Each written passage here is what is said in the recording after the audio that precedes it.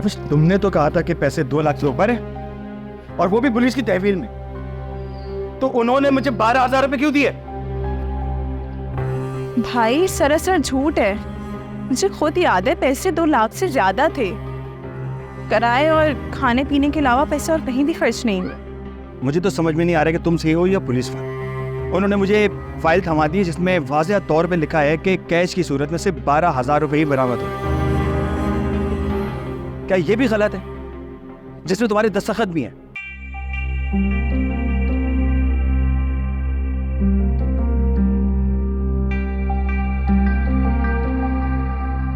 भाई ये मैं आपसे कह रही हूँ, ये मेरे साइंस नहीं है, इनमें कुछ तब्दीली है। तुम्हारी बातों में कोई सदाकत नहीं है महविश। तुम झूठ पे झूठ बोलती जा रही हो। ठीक से ये भी नहीं कह सकती कि पैसे वो वहीद ले उड़ाए। मेरे बस में होता ना तो उस चालाक और मक्कार वहीद को कभी जिंदा नहीं छोड़ता। और साथ में फरीक, शहजाद, और वो तुम तो थाने गए थे ना, चीजें मिल गई क्या? जिस चीज के लिए गया था नाकाम लौटा हूं मैं। थाने वालों ने मुझे 12,000 रुपए थमा दिए बकौल आपकी इस बेटी के 2 लाख से ऊपर थे। पूछे इससे आप जरा। माँ मैं सच कह रही हूँ, मेरा यकीन करे, ऐसे मेरे पास ही थे, मैंने वहीद को भी नहीं दिए थे। अरे तो फिर कहाँ गए पैसे? आसमान खा गया या जमीन निगल गई? जब हैदराबाद में रिपोर्ट लिखी गई थी तो उस वक्त भी 2 लाख से ऊपर का फिगर था। मुझे लगता है कि यहाँ के पुलिस वालों ने कुछ अदला बदली की और गलत रिपोर्ट भाई को पकड़ा दी। दलाइल तो ऐसे दे रही है जैसे बहुत बड़ी स्कॉलर हो। अम्मा इसने हमें कहीं नहीं छोड़ा। अब्बा की इतनी साल की मेहनत की कमाई को इसने पल भर में उड़ा दिया। आज से इस घर में मैं कभी नहीं आऊंगा। सुन लें आप। अरे शहजाद, मेरी बात तो सुनो। अरे अरे रुक तो सही।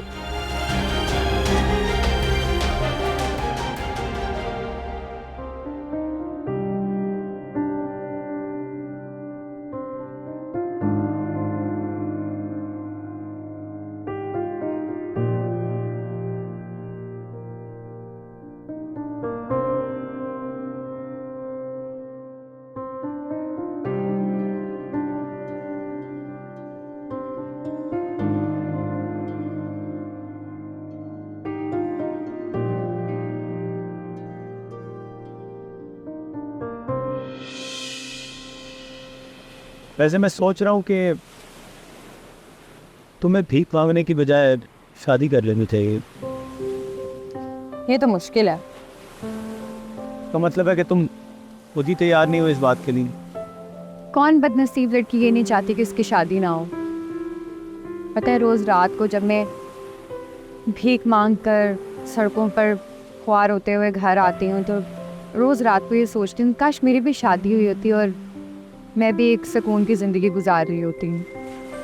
हम जैसी लड़कियों की ज़िंदगी में अगर शादी लिखी भी हुई है ना, तो हमारे नसीब में मेरे अब्बा जैसे मर्दी लिखे हैं, लालची, जो बस अपनी बीवी से भी भीख मंगवाएंगे और अपने बच्चों से भी, ताकि उनकी ज़रूरतें पूरी हो सकें।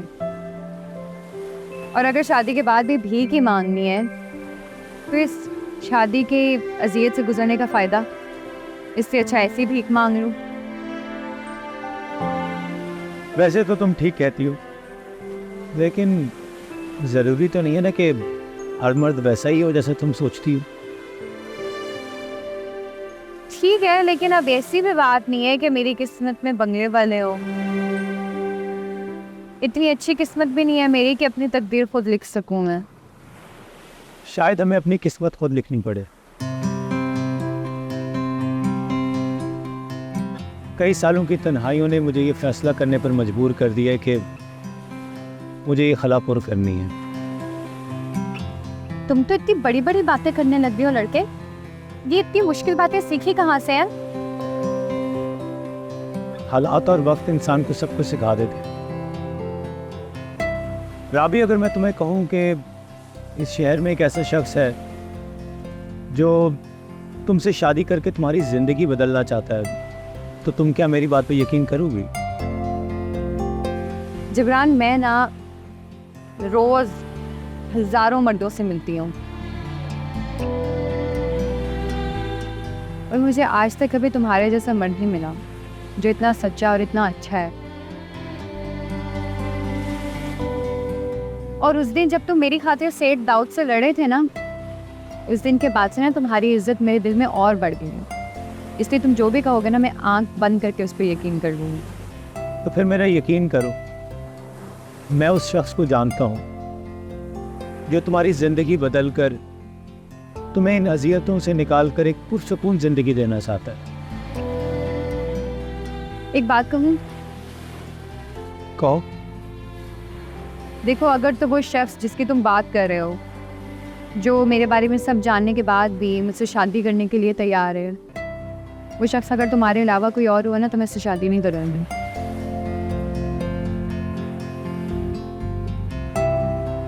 मैंने बड़े मर्दों को आजमाया है जिब्रान, लेकिन आज तक किसी को भी तुम जैसा नहीं पाया। और अगर मेरी किसी से शादी हो भी जाती है तो वो बस अपनी हवस पूरी करने के बाद मुझे इस्तेमाल की हुई हड्डी की तरह फेंक देगा, और मैं अपनी ज़िंदगी के साथ ये समझौता नहीं करना चाहती।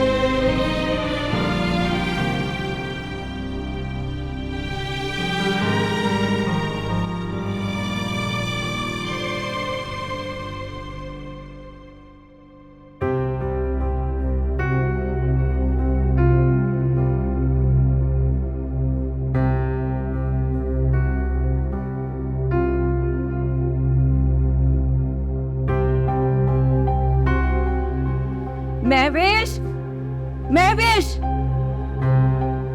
महवेश। जी अम्मा, क्या हुआ? मैंने अपने लिए परेजी खाना बनाया था, कहाँ गया सारा खाना? ये तो खाली बर्तन पड़े हुए हैं। कहीं तुमने अपने अब्बा को तो नहीं खिला दिया? नहीं अम्मा। अरे तो फिर क्या आसमान खा गया? ओ, कहीं ये इस नई चुड़ैल का काम तो नहीं है? अगर ये इसका काम है ना, तो आज ये मेरे हाथों से नहीं बचेगी। हट यहाँ से। अम्मा,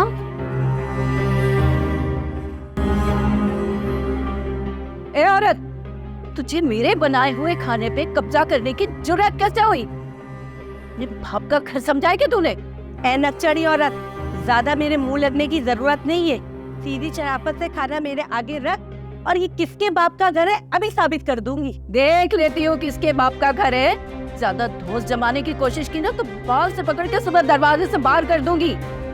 जिसमें जान नाम की चीज नहीं और मेरे मुंह लग रही है। चल दे। मक्कार औरत, पहले तूने मुझसे मेरे शौहर को छीनने की कोशिश की, और अब तू यहाँ आ गई मेरे घर पे कब्जा जमाने के लिए। अगर कल तक तू इस घर से दफा नहीं हुई ना, तो मैं तेरा जनाजा निकाल दूंगी। चुड़ैल कहीं की। मैं तेरा जनाजा निकाल दूंगी। चुड़ैल?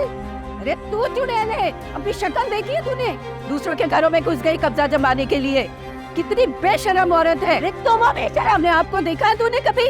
आ गई मेरे घर पे कब्जा जमाने के लिए। है कौन तू? बड़ी आई तकादा करने वाली। मेरा घर है, मेरा घर है।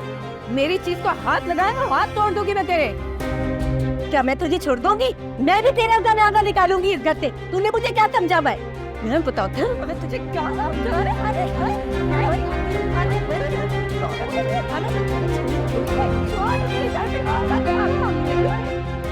अब्बा वो क्या हुआ बेटा, ये शोर कैसा है?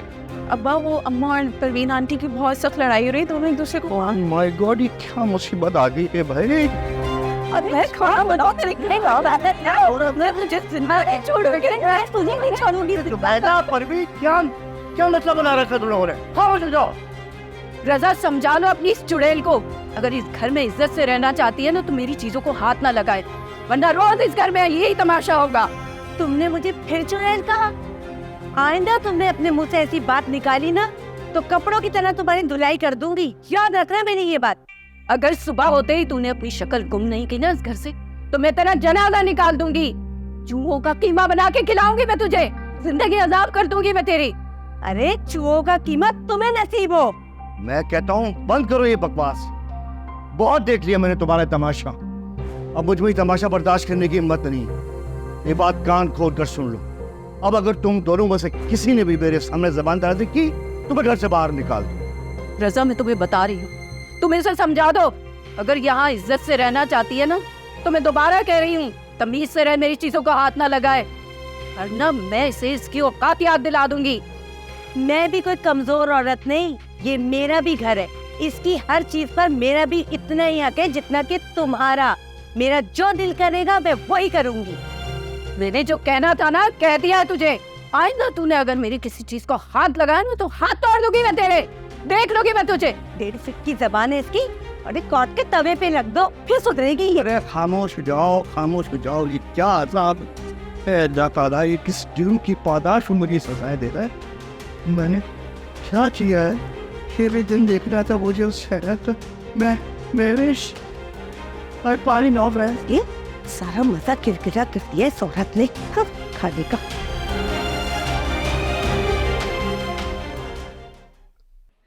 अब्बू ने पैसे देने से साफ इनकार कर दिया है, और वैसे भी 2 लाख रुपए कोई छोटी अमाउंट नहीं है। इसका मतलब अब्बू के लिए 2 लाख रुपए मेरी जान से ज्यादा कीमती है। उनका इकलौता बेटा हूँ मैं, इतना नहीं कर सकते मेरे लिए? अगर तुम ये गलती ना कर बैठते वो शायद नहीं, यकीनन तुम्हारे लिए कुछ ना कुछ करते। अब इस मसले का कोई हल बताओ। वकालतनामा बिल्कुल तैयार है और वकील अपनी फीस मांग रहा है। यार पहले उसे केस तो फाइल करने दो। और तुम्हारी दोस्त का रिश्तेदार है, वो हमारे लिए इतना नहीं कर सकता? कुछ तो फेवर मांगा होता उससे। वो एक बड़े वकील हैं, फेवर के बाद ही उन्होंने 2 लाख रुपए बताए हैं। अब सबसे बड़ा मसला ये है कि 2 लाख रुपए आएंगे कहाँ से। प्लीज कुछ करो मेरे लिए, मैं इस माहौल में मर जाऊँ, कहना आती है मुझे। प्लीज कुछ करो, रिक्वेस्ट कर रहा हूँ। मैं अपने बेस्ट एफर्ट्स लगा रही हूँ, लेकिन समझ में नहीं आ रहा है कि इतनी बड़ी अमाउंट कहाँ से क्रैक की जाए। तुम अपने किसी जानने वाले से उधार भी तो ले सकती हो। मेरी दोस्तों में कोई भी ऐसे नहीं है जिसके पास इतनी बड़ी अमाउंट हो।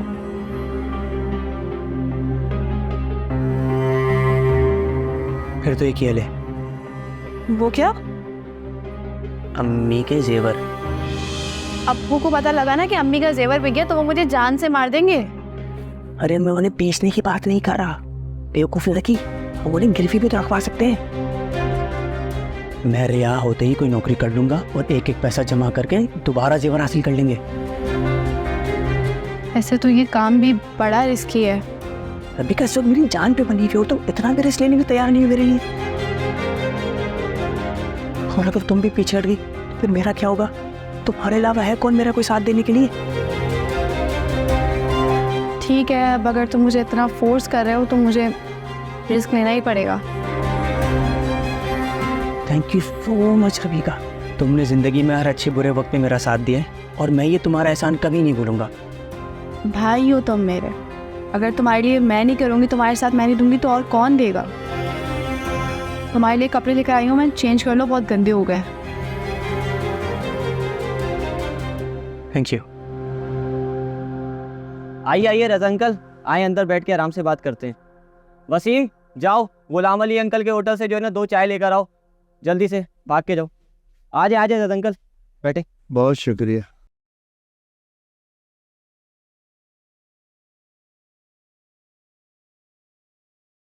अल्लाह। जी तो रजा अंकल अब बताइए कि मसला क्या है और मैं आपके किस काम आ सकता हूँ। जैन मियाँ आपका क्या, अब तो महल्ले का हर फर्द हमारे घर के हालात से बाखबर। फिर जब से मेरी बेटी का वाक़या हुआ है ना, बच्चा बच्चा जानता है हमें बेटा। जी मुझे इस वाक़े पे बहुत अफसोस है। असल में मैं इन दोनों बहुत परेशान हूँ। दूसरे वाक़यात तो अपनी जगह, लेकिन मैं साले में दूसरी शादी का जो वाक़या हुआ उससे बहुत ज़्यादा परेशान हूँ। इतना सख्त तजुर्बा मैंने अपनी ज़िंदगी में नहीं उठाया। वो दूसरी बीवी तलाक के बाद आ गई अपना जायदाद मुझे हिस्सा मांगने के लिए। उसने मेरी पुरसकून ज़िंदगी में ऐसा इंतशार फैला दिया बेटा, कुछ समझ में नहीं आ रहा मेरे कि उससे मामला कैसे तय करूँ, क्या करूँ मैं। अंकल मैं आपकी बात पूरी तरह समझ गया हूँ और ये भी जान गया हूँ कि आपकी दूसरी बीवी जबरन आपके घर आई हुई है और ज़बरदस्ती आप पर दोष जमा रही है। ऐसे में हमें अदालत से रुजू करना चाहिए। जैन बेटा, बात दरअसल ये है कि इस उम्र में मैं कोर्ट कचहरी के चक्कर लगाने से बहुत घबराता हूँ बेटा। ठीक है, मैं आपको ऐसे वकील से मिलवाता हूँ जो आपको इसका आसान हल बता देगा। इसके लिए तो आप तैयार हैं ना? हाँ हाँ बेटा, अगर ऐसा हो जाए तो कोई बुझाएगा नहीं, ये तो बहुत अच्छी बात। ले रहा चाय। अरे बेटा, बस शुक्रिया शुक्रिया बेटा। तुम फिर जल्द से जल्द बात करा दो। वकील साहब एक बात बताएं, ये कोर्ट की तरफ से छापे गए अखबारी इश्तिहार ने मेरा इमेज खराब कर दिया है, क्या फौरी तौर पे कुछ हो सकता है? इसका मतलब आपको कोर्ट से 2 नोटिस भेजे गए थे, पहले आप नहीं आए। मैंने ज़रूरी नहीं समझा, मगर अब मैं डिफेंड करना चाहता हूँ। इसके लिए आपको पहले मेरे पास आना चाहिए।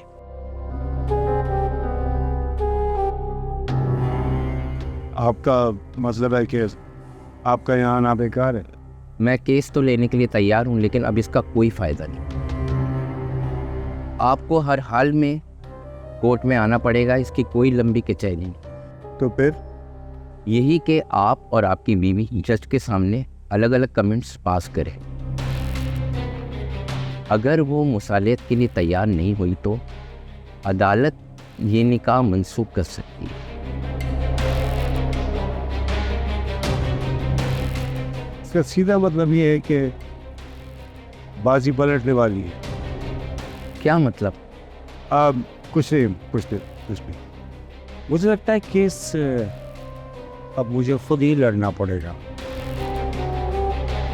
आपकी तशरीफ आफरी का बहुत शुक्रिया। शेरू, वकील साहब को बाहर छोड़ो।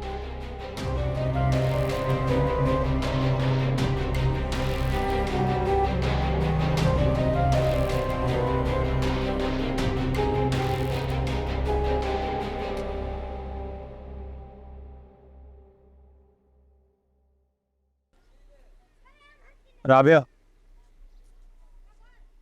मेरे साथ चलो, मैं तुम्हें लेने आया हूँ। मैं वापस जाने के लिए नहीं आई हूँ। अगर मेरे दिल में खोट होता तो मैं तुम्हें क्यों लेने आता? अगर तुम्हारी अपनी गलती ना होती तो तुम यहाँ कभी मुझे लेने ना आते। और वैसे भी मैं मजीद किसी धोखे में नहीं पड़ना चाहती, इसलिए बेहतर है कि मैं यहाँ अम्मा के पास ही रहूँ। राबिया, ये नहीं, अब वो तुम्हारा घर है। तुम्हारे बगैर वो घर बहुत सूना सूना सा लगता है। मुझे तुम्हारी आदत हो गई है। जिब्रान, तुम उस लड़की के साथ अकेले वहाँ क्या कर रहे थे? मुझे इन सब सवालों के जवाब चाहिए। मैंने तुम पे शक किया और घर छोड़कर चला गया, उसके लिए मैं माफ़ी मांगता हूँ।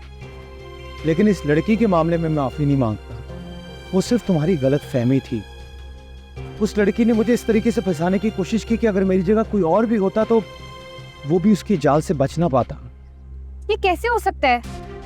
तुम्हारे उस लड़की के साथ ताल्लुकात थे, तभी तुम उसे अपने दोस्त के घर लेके गए ताकि किसी को पता ना चल सके। प्लीज़ मेरी बात का यकीन करो, मैं सच कह रहा हूँ। मेरी सच बातों को इतनी अहमियत क्यों नहीं दी तुमने जिब्रान? मेरे भरोसे को क्यों तोड़ा? और अब मैं इस टूटे हुए दिल के साथ इस घर में नहीं जा सकती। मुझे यहाँ मरना कबूल है, लेकिन मैं अब वहाँ वापस नहीं जाऊँगी। बच्चों की तरह जिद करना अच्छी बात नहीं होती। मैं कल के बाद तुम्हें लेने नहीं आऊँगा। अब फैसला तुम्हारे हाथ से।